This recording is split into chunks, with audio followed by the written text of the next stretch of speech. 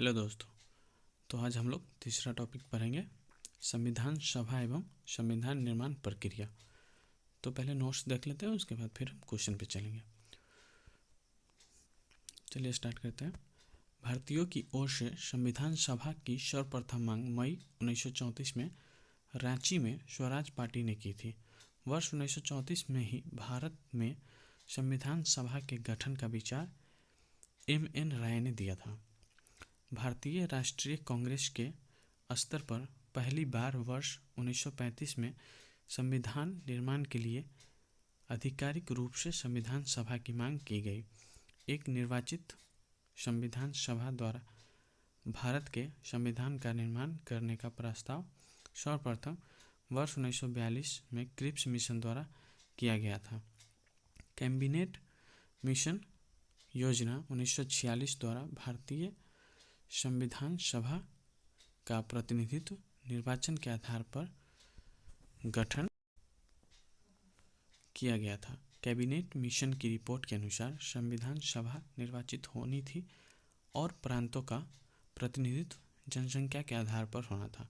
इसके तहत मोटे तौर पर प्रति 10 लाख व्यक्तियों पर एक प्रतिनिधि के निर्वाचन की व्यवस्था प्रस्तावित थी। संविधान सभा की कुल सदस्य संख्या 389 निर्धारित थी। इसमें से 296 सीटें ब्रिटिश भारत को तथा 93 सीटें देसी रियायतों को आवंटित की जानी थी। ब्रिटिश भारत को आवंटित 296 सीटों में से 292 सदस्यों का चयन 11 गवर्नर के प्रांतों और 4 का चयन मुख्य आयुक्तों के प्रांतों मतलब प्रत्येक में से एक से किया जाना था। देसी रियायतों के प्रतिनिधियों का चयन रियायतों के प्रमुख द्वारा किया जाना था। संविधान सभा के लिए चुनाव जुलाई-अगस्त 1946 में संपन्न हुआ।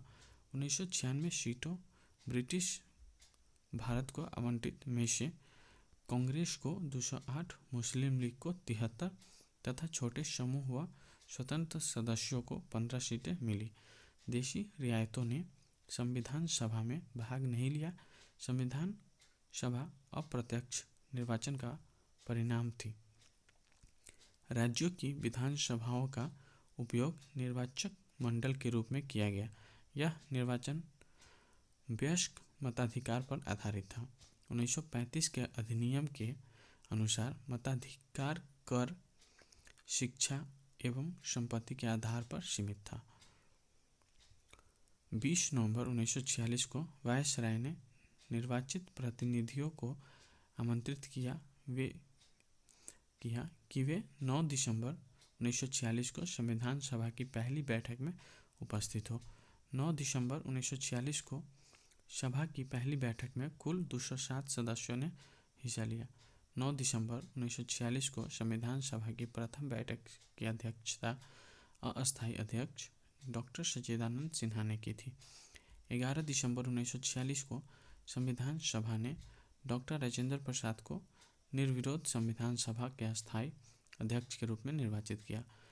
भारतीय संविधान के निर्माण में संविधान सभा को 2 वर्ष 11 माह एवं 18 दिन का समय लगा था।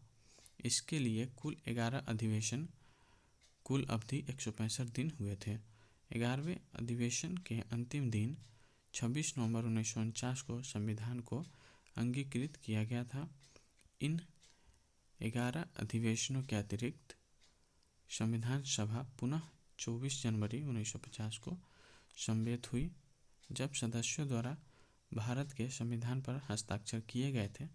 भारतीय संविधान के निर्माण के समय बेनेगल नरसिंह राव, BN राव के नाम से भी जानते हैं इनको हम, बेनेगल नरसिंह राव को संवैधानिक सलाहकार नियुक्त किया गया था। 26 नवंबर 1949 को भारत के लोगों द्वारा संविधान को अंगीकृत, अधिनियमित और आत्मार्पित किया गया।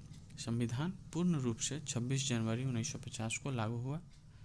संविधान सभा में कुल महिलाओं की संख्या 15 थी। उनके नाम इस प्रकार हैं। पहली महिला थी विजया लक्ष्मी पंडित, दूसरी थी राजकुमारी अमृत कौर, तीसरी थी सरोजिनी नायडू। चौथी थी सुचेता कृपलानी। पांचवी थी पूर्णिया बनर्जी। छठी थी लीला राय। सातवीं महिला थी जी दुर्गाबाई। आठवीं महिला थी हंसा मेहता। नौवीं महिला थी कमला चौधरी। 10वीं थी रेणुका राय। 11वीं थी मालती चौधरी। 12वीं थी दक्षयानी वेलायुधन। 13वीं महिला थी बेगम एजाज रसूल। और 14वीं महिला थी एनी मशकरीनी तथा 15वीं थी अम्मू स्वामीनाथन। तो ये 15 महिला थी। ग्रेनविले ऑस्टिन ने कहा था कि संविधान सभा कांग्रेस थी और कांग्रेस भारत। तो संविधान सभा कांग्रेस थी और कांग्रेस भारत, ये किसने कहा था? ग्रेनविले ऑस्टिन ने। 2 सितंबर 1946 को अंतरिम सरकार का गठन किया गया। इसमें मुस्लिम लीग के सदस्य शामिल नहीं हुए थे, हालांकि उनके शामिल होने के लिए विकल्प खुला रह गया था।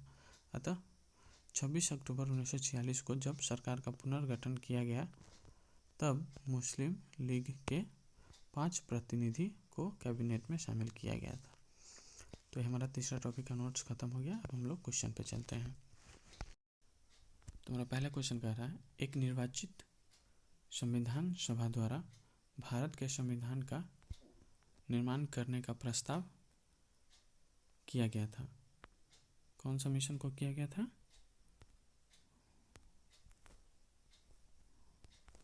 तो ये हमारा क्रिप्स मिशन आंसर हो जाएगा।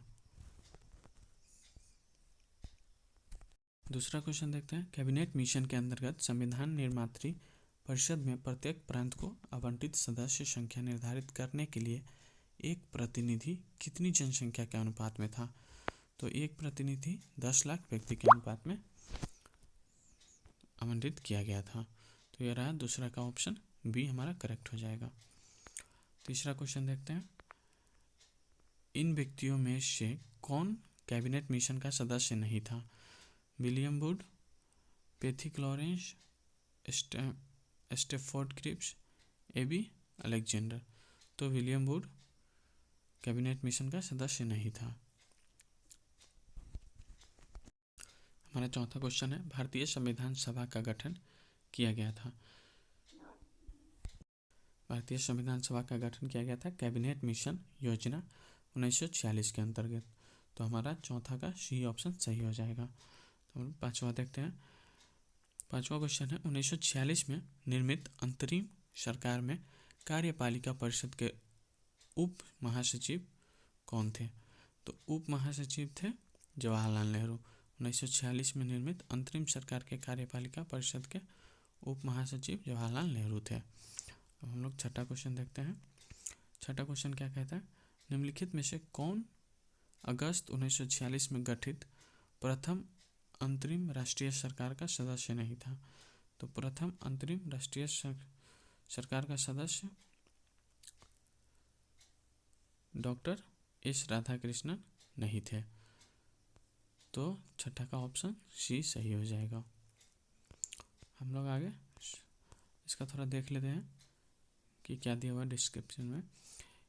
कैबिनेट मिशन योजना के आधार पर 24 अगस्त 1946 की घोषणा के तहत नवनिर्वाचित संविधान सभा से 2 सितंबर 1946 को भारत के अंतरिम सरकार का गठन किया गया था। इसमें सी राजगोपालाचारी शिक्षा मंत्री, डॉक्टर राजेंद्र प्रसाद खाद्य एवं कृषि मंत्री तथा जगजीवन राम श्रम मंत्री थे, जबकि डॉक्टर एस राधाकृष्णन इस प्रथम अंतरिम राष्ट्रीय सरकार के सदस्य नहीं थे। तो ऑप्शन सी करेक्ट हो जाएगा। हम लोग अलग अलग क्वेश्चन देखते हैं। कथन ये बोल रहा है, बेवेल योजना के अनुसार कार्यकारी परिषद में हिंदू और मुस्लिम सदस्यों की संख्या समान होती है। अगर हम लोग स्टेटमेंट वाला कोई भी क्वेश्चन पूछे तो बीच में बिकॉज लगा देंगे। तो बिकॉज बेवेल का विचार था कि ऐसी व्यवस्था से भारत का बंटवारा बच जाता। तो ये कथन सही है, बस कारण गलत है। तो ऑप्शन सी सही हो जाएगा।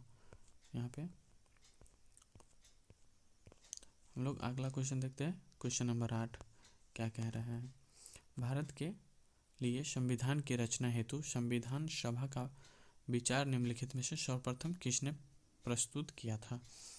तो सर्वप्रथम स्वराज पार्टी ने 1934 में प्रस्तुत किया था।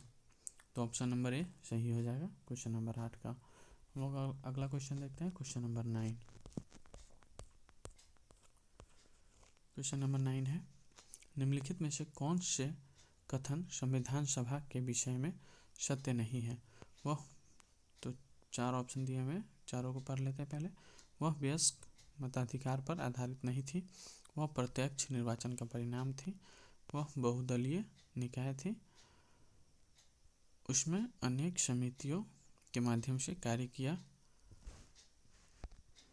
तो ये चारों में से कौन कौन सही है दोस्तों। ये चारों में से केवल 1 और 2 सही है, बाकी 3 और 4 गलत है। तो हमारा ऑप्शन हो जाएगा ए। हम लोग अगला क्वेश्चन देखते हैं। अगला क्वेश्चन है, भारतीय संविधान सभा के संबंध में निम्नांकित में से कौन से कथन सही है। यह वयस्क मताधिकार पर आधारित नहीं थी, यह प्रत्यक्ष निर्वाचन का परिणाम थी, यह बहुदलीय संरचना नहीं थी, यह कई समितियों के माध्यम से कार्य करती थी। सही उत्तर का चयन कीजिए। ऑप्शन है A and D, A and B, B and C और डी ऑप्शन है चारों, A B C D.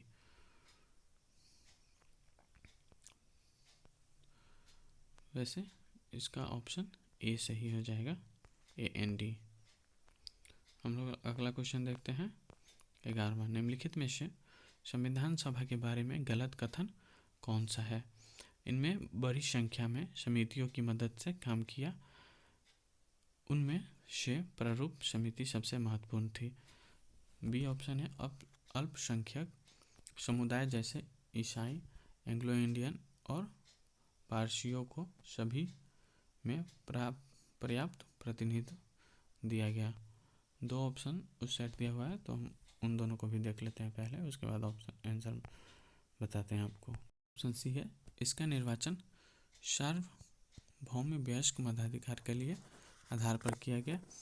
Option D है, इसकी चुनाव प्रक्रिया 1935 के अधिनियम के 6वीं अनुसूची पर आधारित थी, कर, संपत्ति और शैक्षणिक योग्यता के कारण मताधिकार सीमित था। तो ऑप्शन सी सही हो जाएगा, इसका निर्वाचन सार्वभौम वयस्क मताधिकार के आधार पर किया गया। क्वेश्चन नंबर 12 देखते हैं। भारत के संविधान का प्रारूप तैयार करने वाली संविधान सभा के सदस्यों को,